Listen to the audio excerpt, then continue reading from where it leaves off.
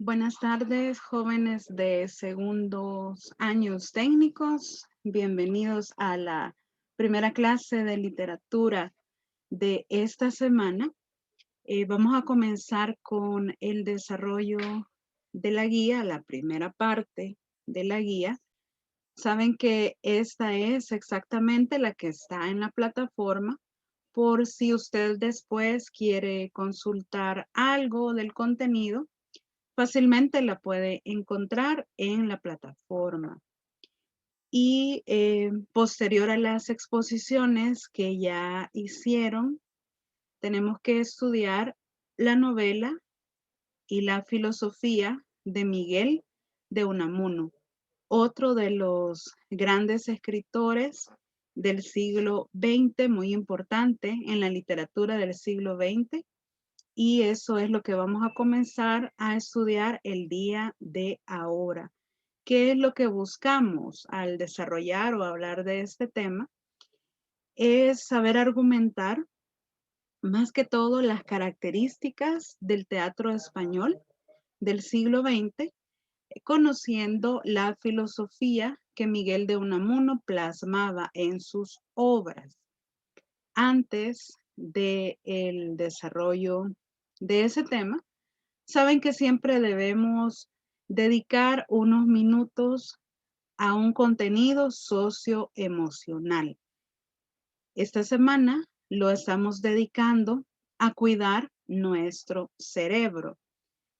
En mi punto de vista, quisiera enfocarlo al cuidado emocional, si se le puede llamar así, de nuestro cerebro, al bienestar emocional que debemos proveer a nuestro cerebro.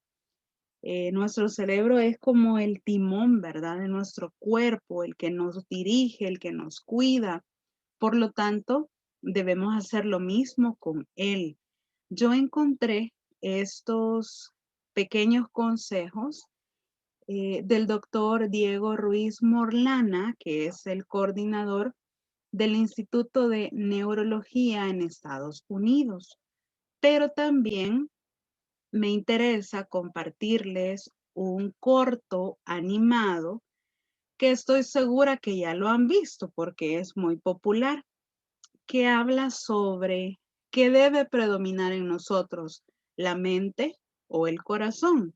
Quisiera que en esta oportunidad nos enfocáramos y tratemos de apegar ese contenido socioemocional, la salud de mi cerebro, qué cosas podemos ver en ese corto animado y que a veces nos sentimos identificados. ¿Qué enseñanza nos deja ese pequeño cortometraje sobre la salud de nuestro cerebro y qué cosas podemos llevar a la práctica para poder mejorar el cuidado que hacemos de él? No puedo grabarlo porque tiene derechos de autor y esta clase la voy a subir a YouTube y si grabo ese corto en la reunión, me van a bloquear el video. Entonces, voy a detener la grabación, vamos a ver el corto y luego reanudamos la grabación para poder analizarlo y discutir algunos aspectos sobre él. Vaya chicos, les decía que yo creo que ese corto ya lo han visto porque es muy popular y eh, lo han estado publicitando mucho, pero ahora quería compartirlo por esto de la salud del cerebro, el bienestar y el cuidado de mi cerebro. Por favor, ¿quién podría dar algún comentario de cómo relaciona lo que vio en el video con el cuidado de nuestro cerebro? ¿Qué cosas podríamos nosotros aplicar en el día a día de lo que vimos en el corto?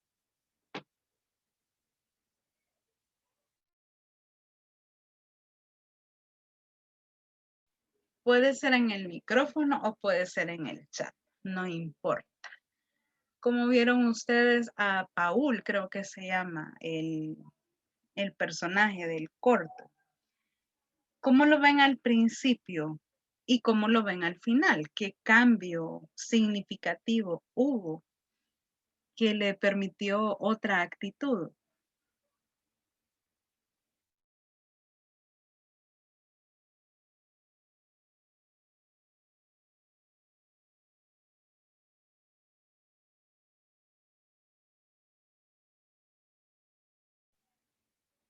Vieron, por ejemplo, al inicio que el cerebro de Paul era como muy, muy sistemático. Tenía todo súper cronometrado, todo lo que iba a hacer y no podía salirse de una rutina establecida. Eso está bien, ¿verdad? Que tengamos un horario, que tengamos una rutina, pero lo malo son los excesos o los extremos. Tan malo es como que yo sea tan autoexigente conmigo mismo, como que no tenga un objetivo predeterminado en el día, ¿verdad? Y quiera vivir así como va saliendo el día. Aquí Jordi nos dice que no todo es trabajo. A veces hay que disfrutar, aunque sea por cosas pequeñas, exactamente. Pero el cerebro de Paul no se lo permitía, ¿verdad? Y siempre tenía un pensamiento con tendencia a lo negativo, que no podía ir a nadar porque le iba a salir un tiburón, se iba a morir. No podía comer algo rico que a él le apetecía porque iba a engordar demasiado, iba a afectar su salud, se iba a morir. Si se estaba duchando, no podía bailar en la ducha, cantar, escuchar música, porque podía resbalarse, golpearse la cabeza, se iba a morir. Entonces vemos cómo los pensamientos de Paul, del cerebro de Paul, no eran positivos, siempre tenían una tendencia negativa. Pero ¿qué sucede? Eso llevó a Paul a tener una sensación de tristeza, de frustración, tal vez lo puedo interpretar yo, porque si se fijaron cuando él está trabajando y ve a su alrededor que todos los demás están haciendo exactamente lo mismo y no hay ni siquiera un gesto de amabilidad con otra persona, ni una sonrisa, nada. Todos están en un ambiente hasta muy apático, podríamos decir, y eso no es saludable. ¿Qué provocó en Paul? Que él se sintiera triste, frustrado. Ahí se ve, ¿verdad? Que el corazón está triste y los pulmones están ahí como abrazándolo, queriéndole dar apoyo, y entonces el cerebro dice, ¿verdad? Así lo interpreto yo, no, hay que cambiar, esto está mal, tenemos que hacer un cambio de actitud. Y entonces le permite, digamos, acuérdese que le dije que el cerebro es nuestro timón, le permite hacer otras cosas que no estaban planificadas, que son fuera de la rutina, pero que a él le producen felicidad, lo hacen sentirse bien. Y eso después provoca una actitud positiva. Llega a hacer el mismo trabajo que estaba haciendo antes, pero su actitud es totalmente distinta y más aún logra contagiar a todas las demás personas. Así que por eso les decía al inicio que yo creo que la salud del cerebro no es únicamente física, sino que también es, digamos, emocional. Lo que yo pienso, todas las ideas que permito que entren a mi cerebro, claro que me van a beneficiar o me van a afectar. Volviendo a los consejos que había tomado de internet, vemos que dice que no tenemos que sufrir innecesariamente, no hay que oxidarnos, la vida es como es. Yo puedo interpretar esto, que vamos a tener momentos de felicidad, pero también vamos a tener momentos de tristeza.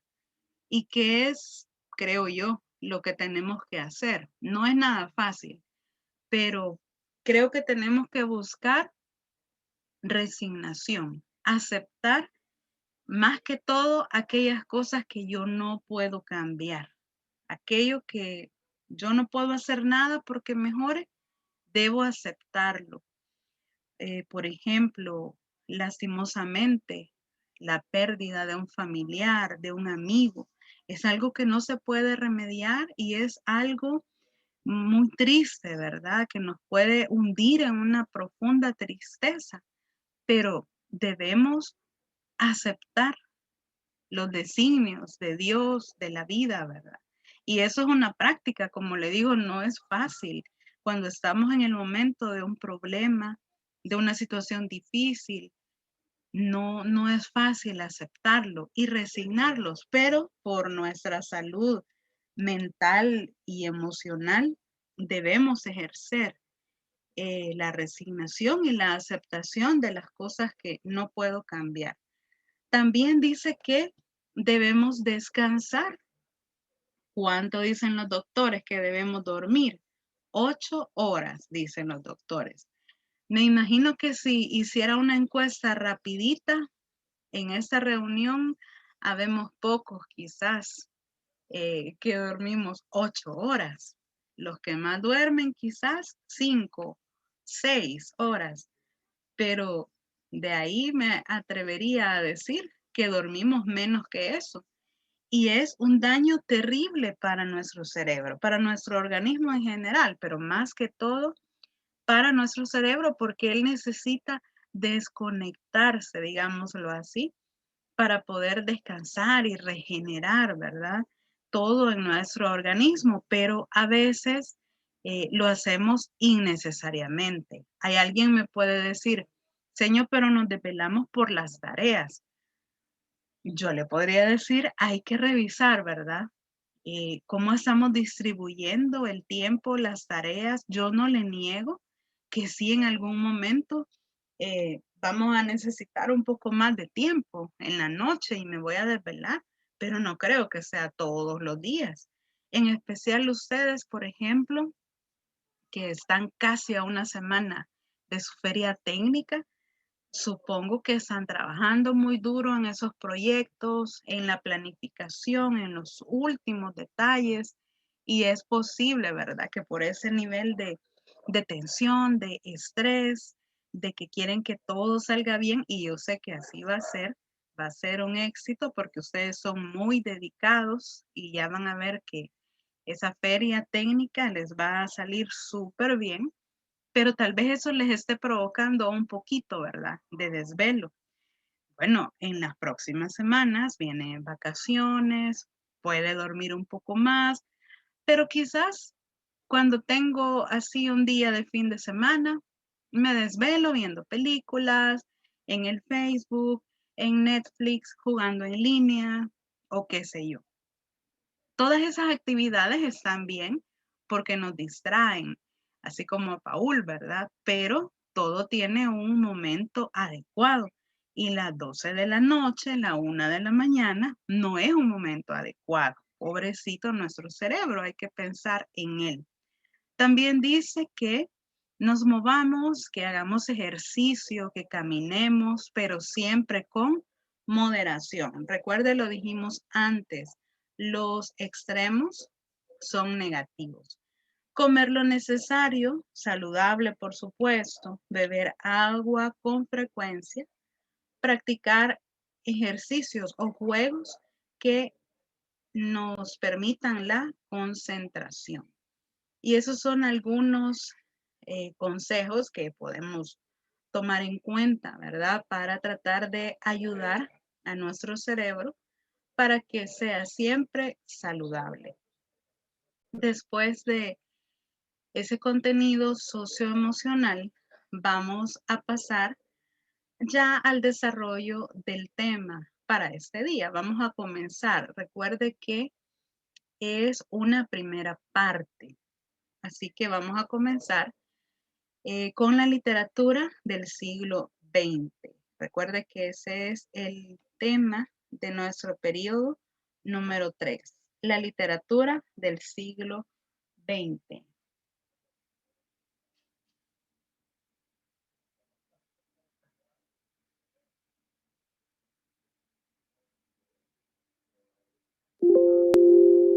Ahí estamos. Novela y filosofía en Miguel de Unamuno, específicamente en su novela Niebla. Es lo que vamos a desarrollar el día de hoy. ¿Qué sabemos de Miguel de Unamuno?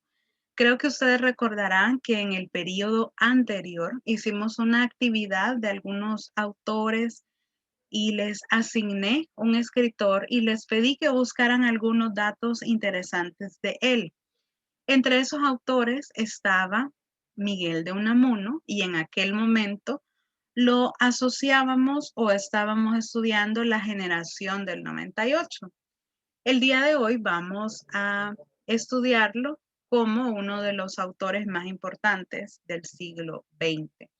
Y podemos decir que además de novelista, fue poeta o ensayista, muy importante por el estilo en que él trataba de transmitir sus emociones muy íntimas.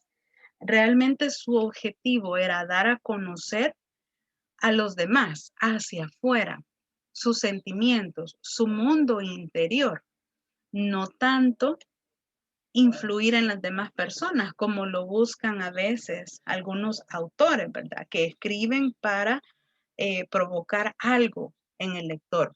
En el caso de este autor, sería lo contrario, escribe para dar a conocer su interior, para dar a conocer su mundo íntimo. Recuerde que si pertenece a la generación del 98, ¿qué tipo de sentimientos o cuál sería el mundo íntimo de Miguel de Unamuno? Ya lo vamos a ver.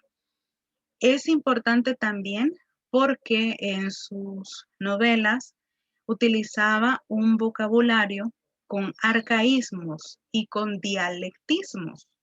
Esto para dar un nuevo significado a las palabras, un significado propio. Recordemos que un arcaísmo son palabras antiguas, son palabras que están en desuso, y los dialectismos son palabras propias de un lugar, de una zona geográfica. Pues Miguel de Unamuno tomaba esas palabras y para lograr una estética en sus novelas las utilizaba, arcaísmos y dialectismos. Más adelante vamos a ver algunos ejemplos. Y aquí estaba, o aquí está, el mundo íntimo de Miguel de Unamuno. ¿Cuál era? De forma puntual.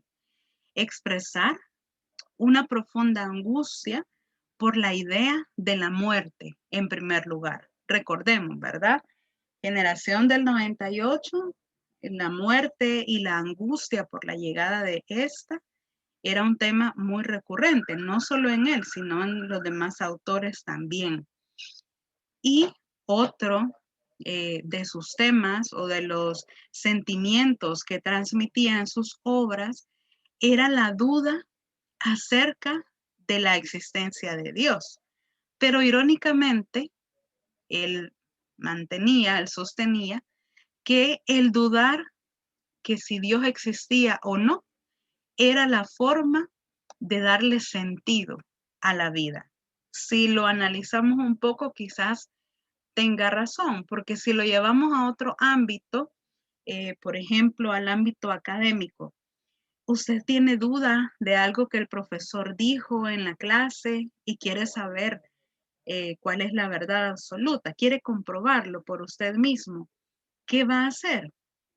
Bueno, va a buscar información, va a consultar diferentes fuentes para tratar de encontrar esa verdad absoluta. Es decir, la duda me va a mover, la duda me va a motivar a buscar cuál es la verdad. Entonces, para Miguel de Unamuno, esa motivación era la duda, si Dios existe o no existe. Una cuestión muy existencial. No sé si alguna vez ustedes han tenido ese pensamiento o han practicado ese pensamiento de decir, bueno, la Biblia nos habla, por ejemplo, de la creación del cielo, la tierra y todo lo que en ella hay, pero ¿quién creó a Dios? No, es que a Dios no lo creó nadie, Él ha existido desde siempre. Sí, pero ¿de dónde sale? O debe haber un punto de inicio, debe haber un punto de partida. ¿Cómo es que se formó o de dónde surge? Y así podemos tratar de dar una respuesta que quizás nunca vamos a llegar a una respuesta definitiva y podemos seguir preguntando y repreguntando en la cuestión de la existencia de Dios y nunca vamos a saber cuál es la verdad absoluta. Por ejemplo, en esta reunión podemos estar personas al menos de 5 religiones distintas. Imagínense que hay alguien que es católico, hay alguien evangélico, alguien que sea mormón, adventista y testigo de Jehová. 5 religiones. Hay más. Aún en nuestro país hay más, pero tomemos de ejemplo esas 5 religiones. ¿Y qué pasa? Cada una de ellas piensa que sabe, ¿verdad? Que tiene la respuesta, que está en lo correcto, que tiene la respuesta, por ejemplo, a qué va a pasar después de la muerte. Algunas religiones sostienen la idea de la reencarnación, otras dicen que no vamos a ir a ningún lado, ¿verdad? Nos vamos a quedar así como en el limbo. Otras dicen que sí hay vida después de la muerte, en el cielo o en el infierno. Depende de cómo fueron mis acciones en vida. Entonces, todo ese tipo de cuestiones, de cuestionamientos, era lo que provocaba en Miguel de Unamuno un conflicto y una angustia por querer saber cuál era la verdad absoluta. Por eso, de esa idea o de esos cuestionamientos se desprenden esos tres temas fundamentales. Primero, el conflicto entre la razón y la ciencia. Creo que de todos es conocido que estos dos aspectos no van de la mano, siempre están en contradicción. ¿Por qué? Porque la razón va con la ciencia y necesita algo tangible, algo verificable, algo exacto, ¿verdad? En la ciencia yo no puedo estar con suposiciones, deben ser resultados específicos. En cambio, la fe, ¿qué es la fe?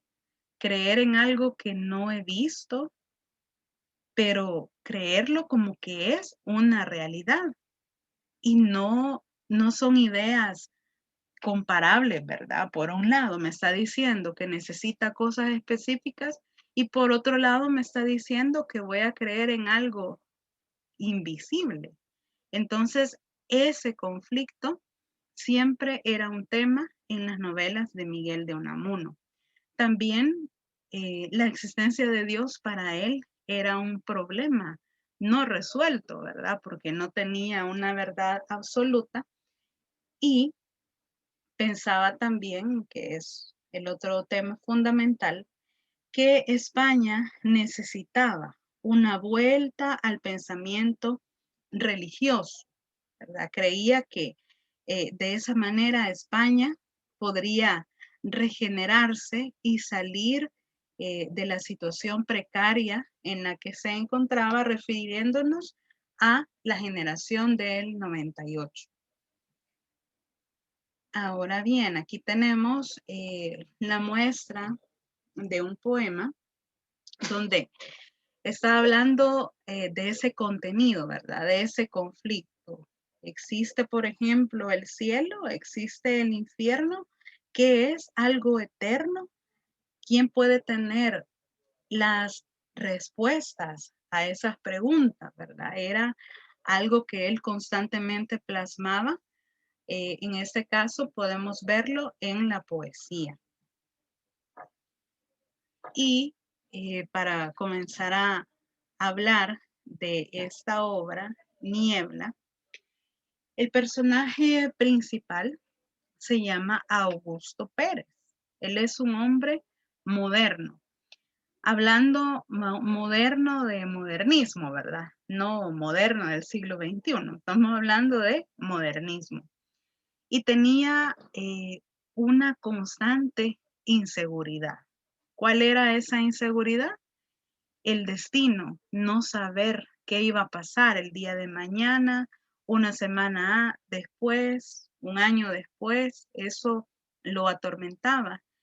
Y el tema de la mortalidad, ¿qué va a pasar después de la muerte? Estos eran pensamientos recurrentes en Augusto y que le provocaban una gran angustia. El título está cargado de un significado. Si usted puede ver la imagen que le he compartido, hay mucha niebla, mucha neblina, ¿verdad? ¿Qué me impide la neblina? Ver qué hay más adelante.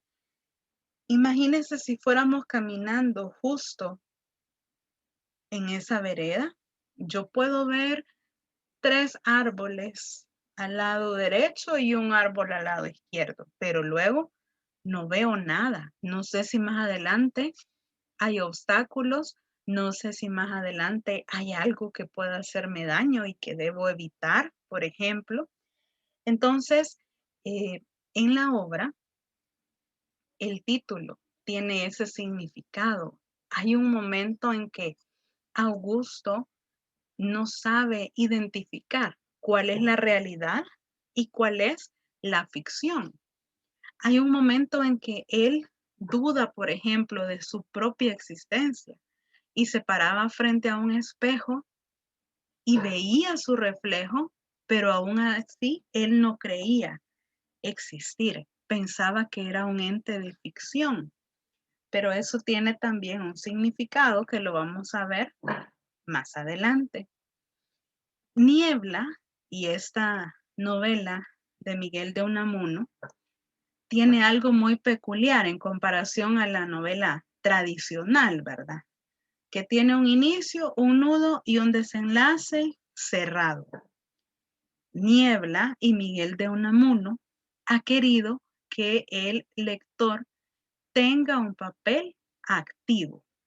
Eso quiere decir que al final de la obra, el lector puede decidir realmente qué pasó con Augusto.